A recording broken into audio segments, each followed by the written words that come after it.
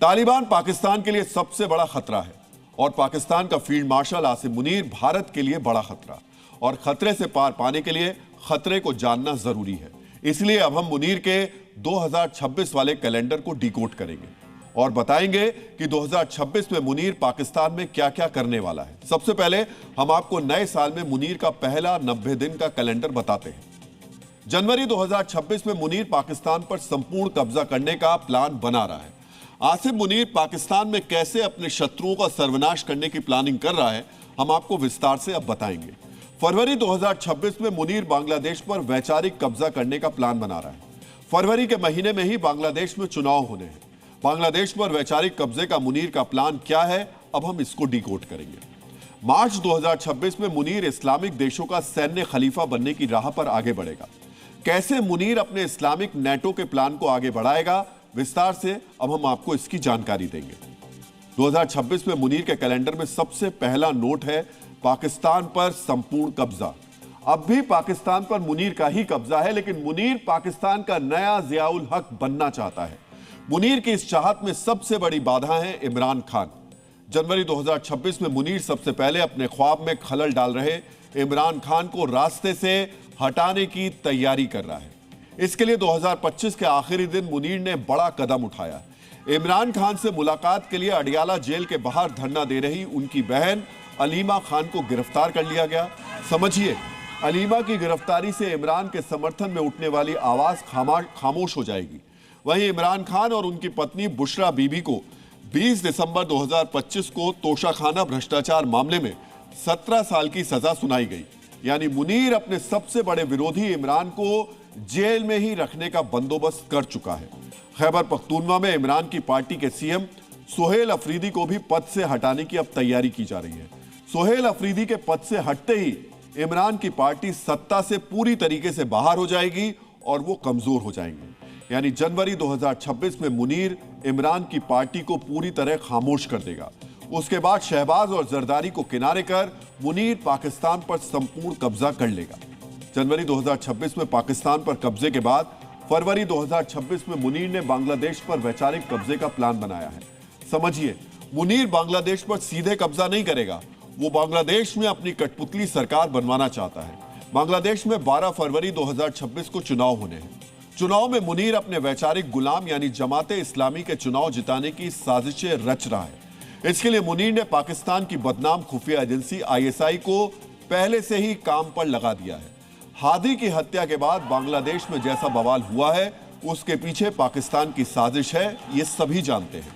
फरवरी 2026 में बांग्लादेश पर वैचारिक कब्जे के मिशन को आगे बढ़ाने के लिए मुनीर ने पाकिस्तान के प्रोपोगेंडा मंत्री इशाक डार को हाल ही में बांग्लादेश भेजा था। इशाक डार ने बांग्लादेश में जमाते इस्लामी और छात्रों की पार्टी NCP के नेताओं से मुलाकात की। मुनीर के इशारे पर ही बांग्लादेश में जमाते इस्लामी और NCP के बीच चुनावी गठबंधन हुआ है। मुनीर ने बांग्लादेश को नए निवेश और ज्वाइंट वेंचर का झांसा देकर जमात की पॉलिटिकल ताकत को मजबूत करने की साजिश की है। मुनीर के इशारे पर पाकिस्तान ने इसी हफ्ते बांग्लादेश से कराची चटगांव शिपिंग रूट और ढाका कराची डायरेक्ट फ्लाइट का समझौता भी किया है। मुनीर ने अपनी आतंकी फौज के बड़े अफसरों को बांग्लादेश भेजा है और बांग्लादेश के साथ सैन्य समझौते का भी एक रास्ता बनाया है। मुनीर यह दिखा रहा है कि अभी तो बांग्लादेश के साथ संबंधों की शुरुआत हुई है, चुनाव के बाद वो बांग्लादेश को कई सौगात भी देगा। समझिए, मुनीर बांग्लादेश के कट्टरपंथियों को झांसा दे रहा है कि वो जमात को वोट करेंगे तो पाकिस्तान बांग्लादेश के साथ मजबूती से खड़ा दिखाई देगा। यह फरवरी 2026 में बांग्लादेश पर वैचारिक कब्जे का मुनीर का प्लान है। मुनीर पाकिस्तान के वैचारिक गुलाम जमाते इस्लामी और भारत विरोधी बांग्लादेशी छात्र नेताओं की पार्टी के जरिए ढाका की गद्दी पर अपना कब्जा चाहता है। डीएनए मित्रों, मुनीर को पाकिस्तान में मुल्ला मुनीर भी कहा जाता है।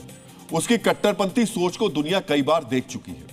मार्च 2026 में मुनीर अपनी इसी कट्टरपंथी सोच के वैश्विक विस्तार के प्लान को आगे बढ़ाएगा।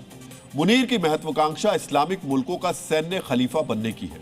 मुनीर ने 2026 का जो कैलेंडर तैयार किया है, उसमें मार्च का महीना अपने इसी सपने को पूरा करने के लिए दिया है। इस्लामिक मुल्कों का सैन्य खलीफा बनने के लिए ही मुनीर ने सितंबर 2025 में सऊदी अरब के साथ स्ट्रेटेजिक म्यूचुअल डिफेंस समझौता किया। इस समझौते को इस्लामिक नेटो का न्यूक्लियस माना जाता है। मुनीर मार्च 2026 में अपने इस्लामिक नेटो में तुर्की, जॉर्डन, मिस्र, कतर, लीबिया, बहरीन, यूएई और कुवैत जैसे देशों को शामिल करने की कोशिश करेगा। मुस्लिम देशों का सैन्य खलीफा बनने के लिए मुनीर ने खलीफा बनने का सपना देखने वाले एर्दोआन से भी हाथ मिला लिया है। मुनीर तुर्की के साथ मिलकर हथियार बनाने की अब तैयारी कर रहा है। इसी महीने लीबिया दौरे पर गए मुनीर ने कुरान की आयतों का हवाला देकर मुस्लिम राष्ट्रों से एकजुट होने और माइट इज राइट वाली दुनिया में अपनी ताकत दिखाने की बात कही। 2026 में मुनीर अपनी इसी लाइन को अब आगे बढ़ाएगा। डीएनए मित्रों, इस्लामिक देशों का सैन्य खलीफा बनने के लिए मुनीर पूरे इस्लामिक वर्ल्ड को बार बार यह बताता रहा है कि पाकिस्तान का न्यूक्लियर बम इस्लामिक वर्ल्ड का है। इस्लामिक देशों का सैन्य खलीफा बनने के पहले ही मुनीर ने सऊदी अरब और तुर्की से हाथ मिला लिया है। 2026 में मुनीर किसी भी सूरत में अपनी महत्वाकांक्षाओं को पूरा करना चाहता है। इसके लिए वो किसी भी हद तक जा सकता है। ऑपरेशन सिंदूर में भारत से पिटने के बाद मुनीर पाकिस्तान का चीफ ऑफ डिफेंस फोर्सेस बना है। 2026 में मुनीर पाकिस्तान को भारत के खिलाफ युद्ध में झोंक सकता है। समझिए, अगर पाकिस्तान भारत से युद्ध लड़ता है तो उसकी हार तय है। ऐसे में राजनीतिक नेतृत्व के खिलाफ नाराजगी और आक्रोश का फायदा मुनीर को मिलेगा और आसानी से पाकिस्तान पर संपूर्ण उसका कब्जा हो जाएगा।